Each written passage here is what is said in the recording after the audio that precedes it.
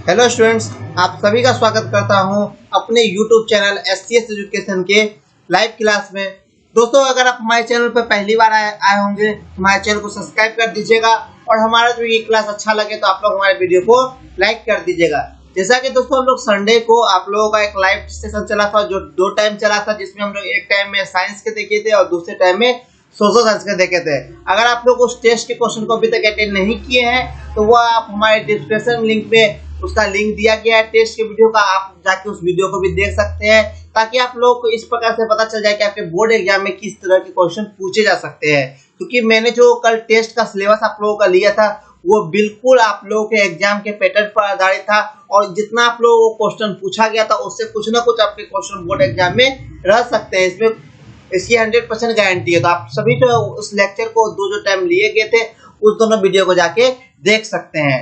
तो हम लोग अपने आज के क्लास को स्टार्ट करते हैं और आज सबसे पहले जो है हम लोग आज जो स्टार्ट करने वाले हैं वो हिस्ट्री के हम लोग थर्ड चैप्टर जो हमारा है हिंद चीन में राष्ट्रवादी आंदोलन। इस चैप्टर को आज हम स्टार्ट करने वाले हैं।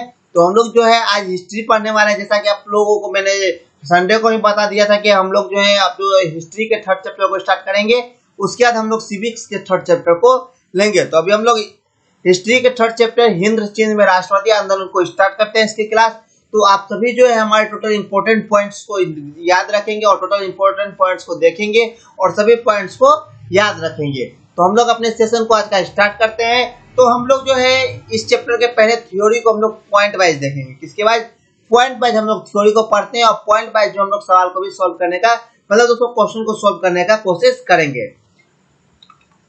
तो आपका इस चैप्टर का सबसे पहला पॉइंट है कि दक्षिण पूर्व एशिया में हिंद चीन देशों से अभिप्राय है तत्कालीन समय लगभग 3 लाख मतलब 2.80 लाख वर्ग किलोमीटर में फैले उस प्रायद्वीपीय से है जिसमें आज के वियतनाम, लाओस और कंबोडिया आते हैं।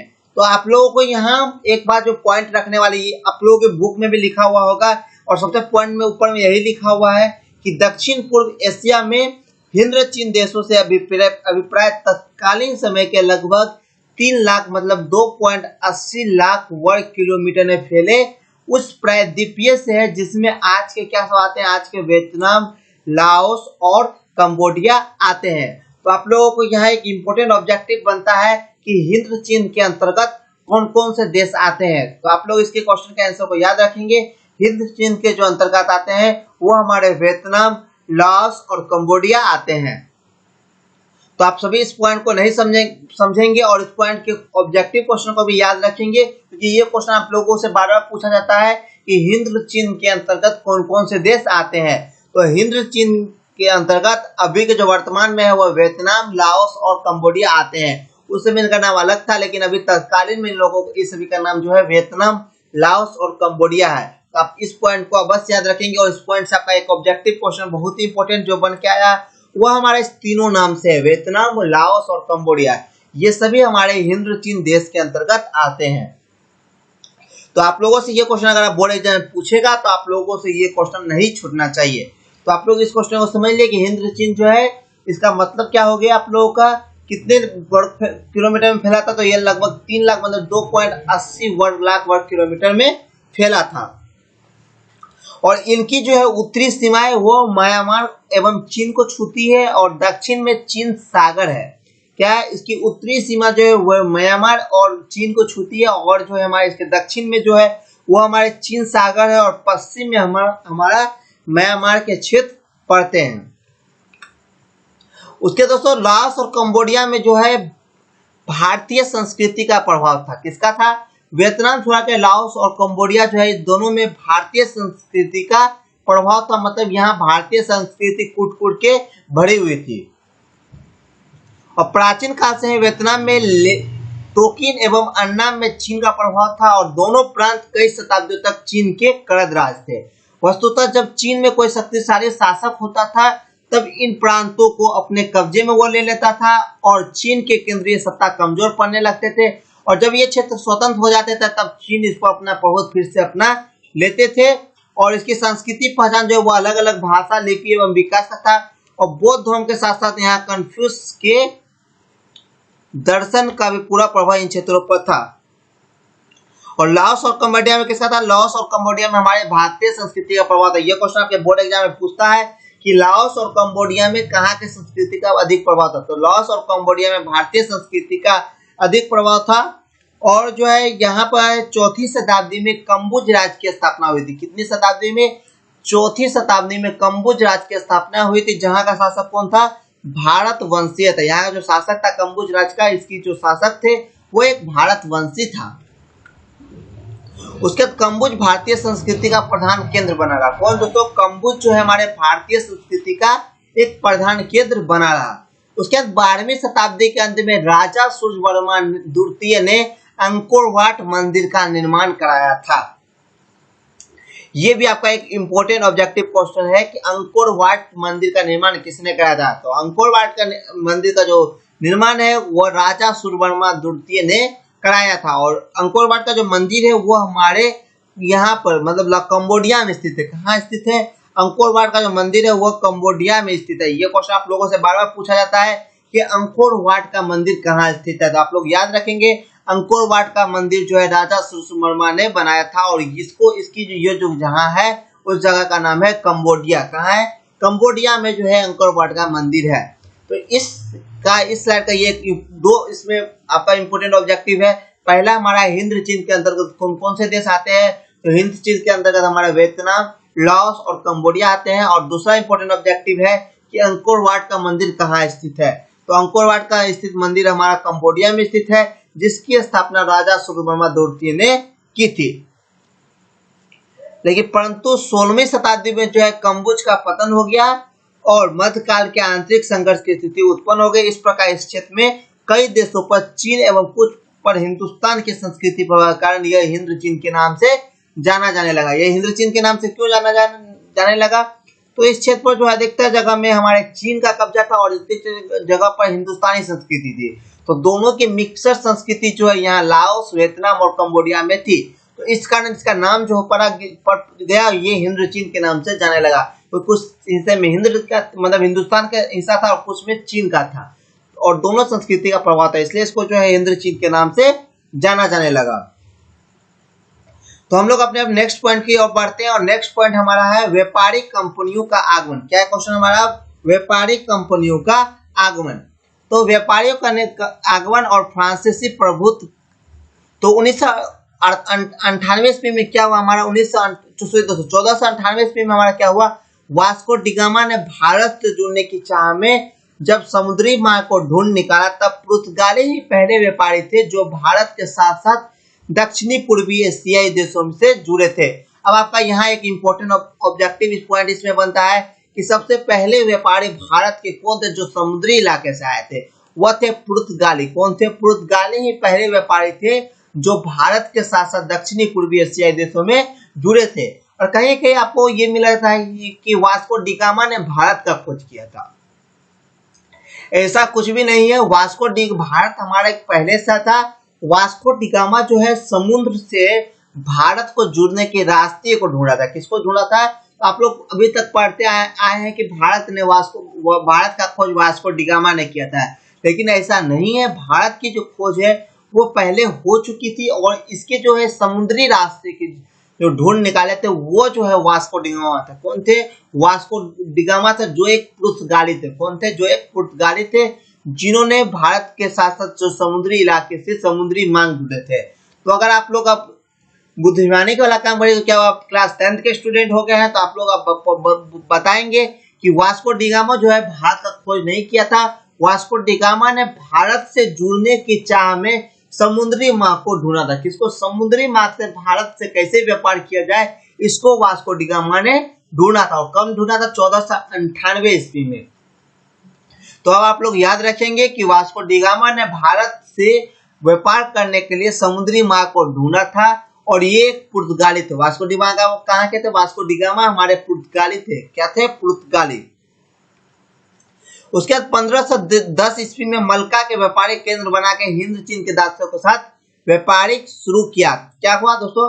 1510 ईस्वी में मलक्का के व्यापारिक केंद्र दोस्तों मलक्का को व्यापारिक केंद्र बना के हिंद चीन के देशों के साथ क्या किया गया? व्यापार शुरू किया गया। इसके बाद दोस्तों स्पेन, डच, इंग्लैंड और फ्रांसीसी का आगमन हुआ। इसके बाद किसका आगमन हुआ? इसके बाद हमारा स्पेन, डच, इंग्लैंड और फ्रांसीसियों का आगमन हुआ और 20वीं शताब्दी के आरंभ तक संपूर्ण हिंद चीन पर फ्रांस की अधीनता आ गई। 20वीं शताब्दी तक क्या हो गया? संपूर्ण हिंद चीन थे, इस पर फ्रांस की अधीनता आ गई। उसके बाद जो है इस पर फ्रांस अपना शासन करने लगा और 20वीं शताब्दी के आरंभ तक इस पर संपूर्ण हिंद चीन को जो था उस पर हमारे जो है ये सभी जो है फ्रांस के अंतर्गत आ गए। तो अगर आपसे कहीं पूछा गया कि किन किन कंपनियों का आगमन हुआ था तो आप लोग लिखेंगे पहले नंबर पर पुर्तगाली, उसके बाद स्पेन, उसके बाद डच, इंग्लैंड और फ्रांसीसियों का आगमन हुआ। और 1510 ईस्वी में मलक्का को क्या किया गया? 1510 ईस्वी में मलक्का को व्यापारिक केंद्र बनाया गया है, जिसके साथ जो है हिंद चीन के साथ व्यापार स्टार्ट किया गया, दोनों व्यापार शुरू किया गया। इसके बाद जो है स्पेन, डेंच, फ्रांसीसियों का आगमन हुआ और इन कंपनियों ने फ्रांसीसी को छोड़कर किसी ने इन भूभागों पर अपना राजनीतिक प्रभुत्व कायम करने का प्रयास नहीं किया। सिर्फ यहाँ जो है फ्रांसीसी जो आए, जो या फ्रांस के जो लोग आए फ्रांसीसियों ने, ये यहाँ पर जो है अपना प्रभुत्व जमाने का कोशिश किया। जैसे हमारे इंग्लैंड के अंग्रेज जो लोग जो भारत आए तो यहाँ अपना जो है बिजनेस के पर्पज से अपना एक शासन प्रभुत्व अपनाने लगे।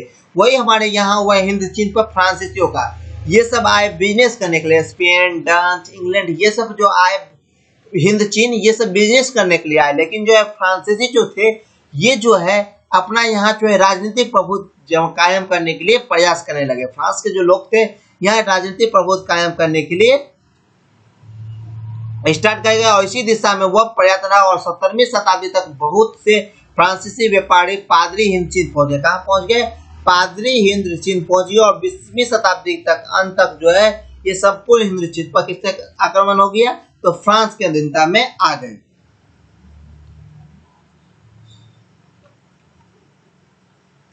अब हमारा नेक्स्ट पॉइंट है एक तरफा अनुबंधन व्यवस्था क्या है? क्या क्वेश्चन हमारा है? एक तरफा अनुबंधन व्यवस्था क्या है?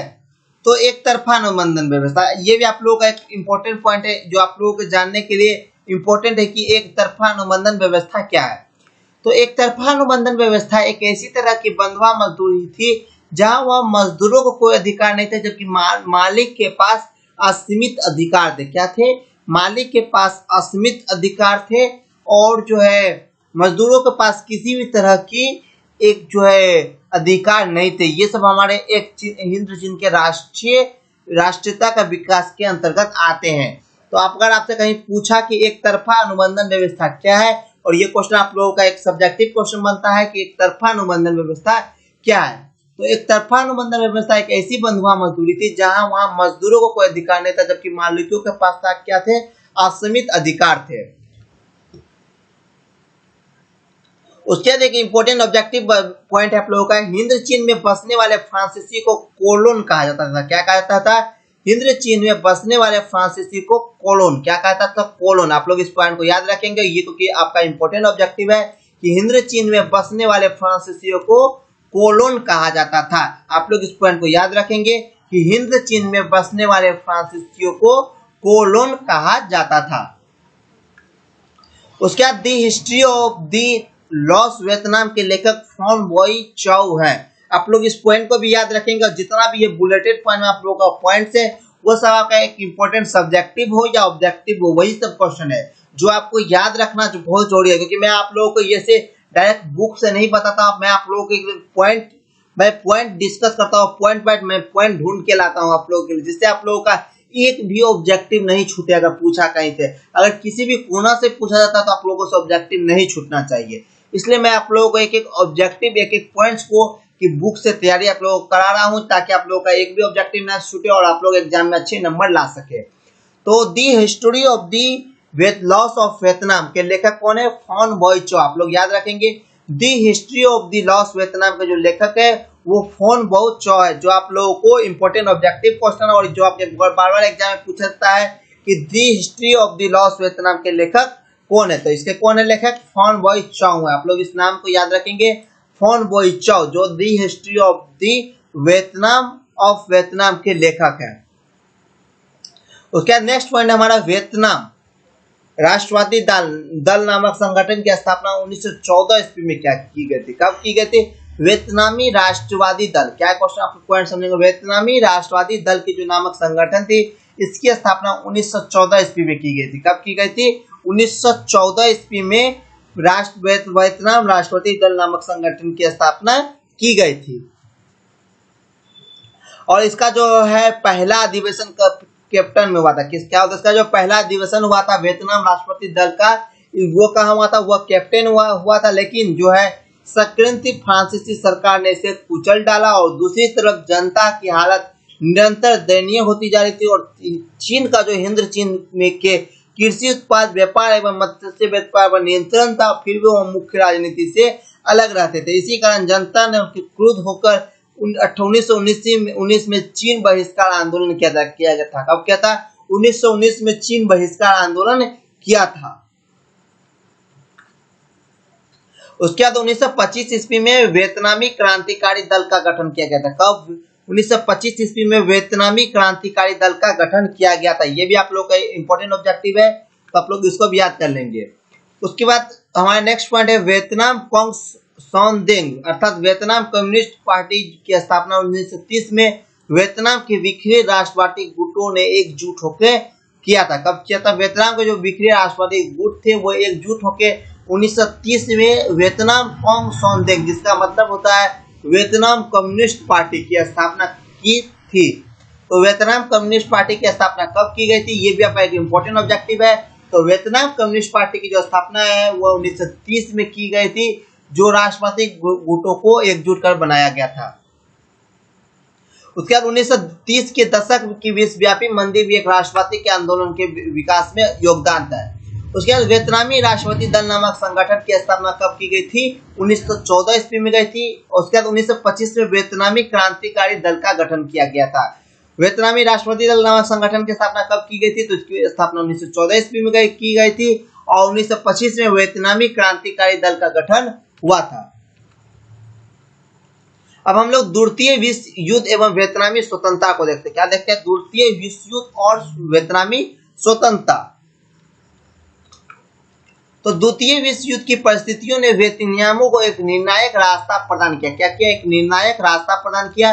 जून 1940 में फ्रांस जर्मनी से हार गया और फ्रांस ने जर्मन समर्थित सत्ता कायम हो गई और एक संधि के तहत जापान को हिंद चीन में फौज भेजने का मौका मिल गया। किसका? एक संधि के तहत जो है जापान को हिंद चीन में फौज भेजने का मौका मिल गया, जिसका फायदा उठाते हुए जापान ने पहले तोकिन, फिर जो है पहले तोकिन में, फिर अन्नाम में और अंततः पूरे हिंद चीन पर अपना राजनीतिक प्रभुत्व जमा लिया। फ्रांसीसी के बाद किसने जमाया?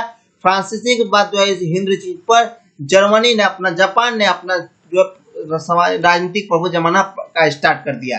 तो द्वितीय विश्व युद्ध के बाद जो है कब हुई थी? तो जून 1940 में फ्रांस जो है जर्मनी से हार गया और फ्रांस में जर्मन समर्थित सत्ता कायम हो गई। क्या हो गई? फ्रांस में जर्मन स्थित सत्ता कायम हो गई और एक संधि के तहत जापान को हिंद चीन में फौज भेजने का मौका मिल गया, जिसका जो है फायदा जो है राजनीतिक प्रभुत्व करने के लिए करने लगा। उसके बाद हमारा नेक्स्ट पॉइंट है हो ची मिन के नेतृत्व में देश भर के कार्यकर्ताओं ने वियतनाम स्वतंत्रता लीग की स्थापना की। उसके दोस्तों वियतनाम को राष्ट्रवादियों ने वियतनाम मी के नेतृत्व में लोकतंत्रीय गंडा सरकार की स्थापना 2 दिसंबर 1945 ईस्वी को करते हुए वियतनाम को स्वतंत्र करने की घोषणा कर दी और इस सरकार का प्रधान किसको बनाया गया? इस सरकार का प्रधान हो ची को बनाया गया।